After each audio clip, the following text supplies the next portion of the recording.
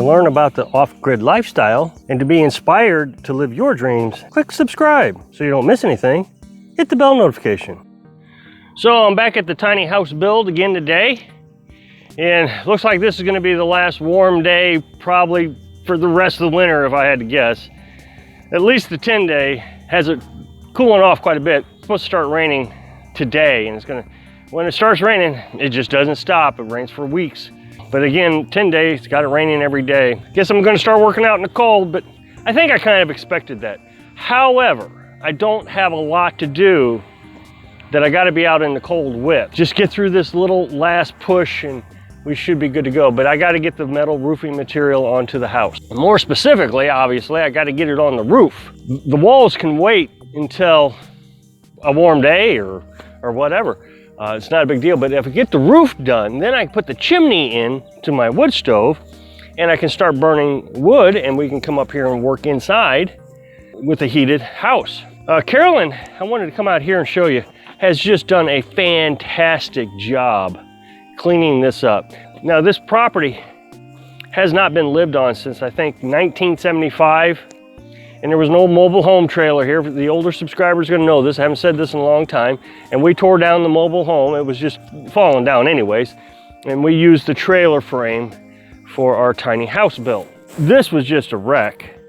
And you can kind of see what it looked like. I mean, it was a lot worse shape actually, but that is pretty much what it looked like over there. An old building has fallen down here though, and that's all oak. So we're gonna cut that up and burn it this winter. We got another building down in the woods, I think like a goat shed. It has fallen down too, and we are burning the oak on that. We've already done it. And one stick of that oak heats you up really quick. So we have a lot of this metal that we still got to get rid of. I'm trying to call around and see if there's a junk dealer who wants to come pick it up. If not, then I'll load it up, but I'm just trying to avoid the work. I know it would be extra money, but not a lot. I mean, we're talking maybe $100.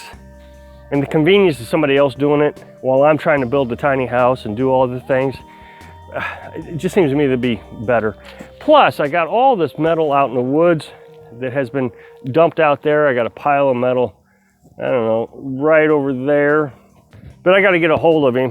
He's on Facebook Marketplace, and I'm having a hard time getting a hold of him. She has done a fantastic job here. We got a front yard now. It's really looking nice. So I got some good news yesterday. My metal siding wasn't supposed to be here until the December 3rd. This is November 20th. I got an email saying it had arrived at my local Menards and that I need to come pick it up before December 17th. I actually had to pay $10 for them to deliver it here.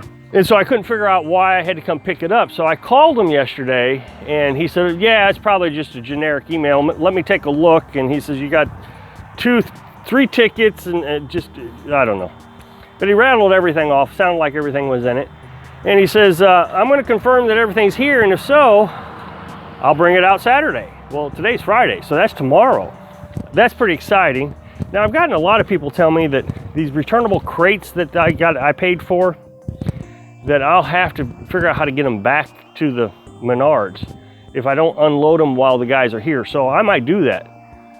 If they're unloading, I'll just see if I can get the crates unloaded and send them back with them and get a refund on those crates, because those are expensive. Those are like $300 or $400. Now, I won't be able to do anything until next Wednesday because I still got to get the 1x4s so I can screw into. Now, a lot of people suggested that you can screw right into the OSB. And I looked that up. I just could not imagine why anybody would say that. I agreed that I probably could screw right into the studs, but I just don't feel comfortable doing that because you're supposed to screw it at every ridge on the metal. And I'm not sure how far apart that is. And so you go 2 feet. Anyway, so I looked up the screwing it in the OSB, and sure enough, it did say you can screw into OSB if it's, I think, a 1/2 inch or more. This is only a 1/4 inch. We didn't ever plan on really using OSB. We were just going to use 1x4s, but we found this pretty cheap and we felt like it would help the structural integrity of it, so we went ahead and bought it, put it on. But no, the OSB on this wouldn't hold that screw. I mean, I can I can screw a screw in and pull it out with my hand. And I still don't know if I would do it even if I had the right size OSB. I'm confused because I helped Dad down in Florida put it on for his metal roof on his new house that he's building. And he screwed it right into 2x4s. He put 2x4s on the underside of his roof all the way down in between the rafters, and we screwed into those 2x4. But that may be because he lives right next to the Gulf Coast. He's a half mile from the Gulf Coast, and maybe that's code down there in Florida. But anyway, I feel comfortable that I'm doing okay. And it's $80. You know, we're gonna get the 1x4s for $1 a piece. Comes up to 20 cents a foot. The other thing is my mother had a professional come out and put metal roofing on. And she's got 3 or 4 panels that has been ripped off in a storm. I don't know if I really would trust the idea of just putting that into the OSB. Okay, so yesterday we got a couple deliveries. We got our screws. This screw is $100 for a 20-pound bag. We have 2 different colors that we're gonna be using. We're gonna be using the tan for the metal roofing material, that color. And then we're gonna be using brown for all the trim. But I'm still gonna use these screws because they're $100 a bag. There's no way I was gonna buy another bag and even use less screws than I'm gonna use out of this bag. And for those who said no, it comes in a box, well, we're both wrong.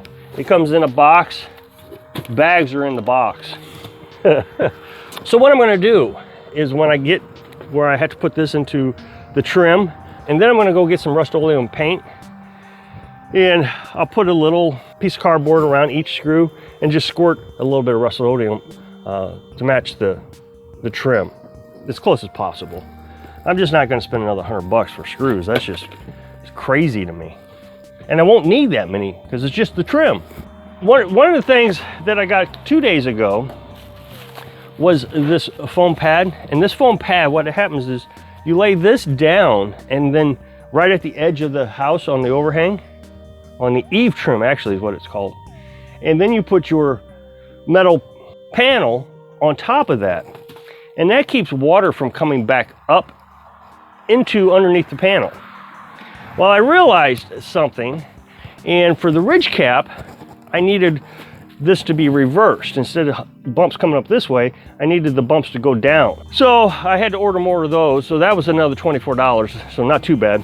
So I over-ordered on these by accident, but I was thinking, instead of buying the glue strips, the tape strips or whatever, it's a foamy tape that you put underneath the gable rake right up here. What I'll do is I'll use this and I'll just cut the humps off. Save me a little bit of money and more shipping, and it'll work. It's just a matter of keeping the water out. And they'll be pressed so tight on it with the screws that it'll seal right up. Another thing we got, which isn't related to the metal roofing, is the floor underlayment. So like I told you in previous videos, our neighbor gave us some flooring material. I apologize for the mess. I'm hanging insulation. So the flooring is right there. Lots of it too. That was fantastic. So we just bought the underlayment. It was $40. All right, so today I'm going to install the rest of the insulation. I only got a couple more spots that I got to do here. And then I got to just fill in the gaps right over here. Okay, again today I am wearing my face mask.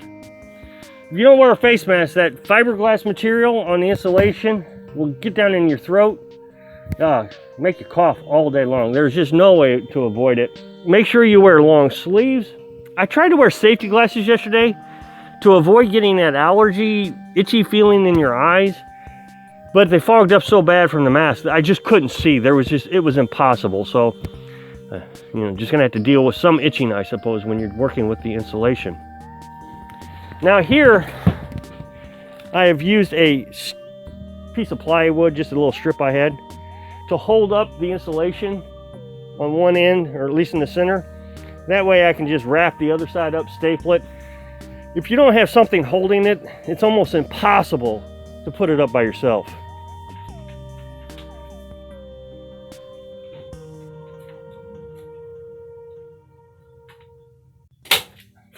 Just using a little hand-operated staple gun, and you staple it on this lip of the insulation here, to the rafter or the stud, depending on what you're using, the wall or on the ceiling. All right, so I got the insulation all put up, except for the 2 little spots where I'm gonna put a door. Of course, I'm gonna insulate the doors. There'll be swinging doors. And I got another one here. So that would provide my ventilation if I need ventilation up there. And then the only next step I got to do is insulate the roof here. And insulate that so it's more of a loft instead of an attic. I can't tell you how good of a feeling it is. Every time I get a project done on this, lay the floor, I was ecstatic. Got the walls done, I was ecstatic. Got one wall done, I was ecstatic. No matter how hard or simple the project is, I'm always so proud of it. So just stapling insulation up is like, man, that's done. Next. It's just fantastic. I hope I can inspire you to feel really proud, no matter how big or small your project is, when you get it finished. Thanks for watching.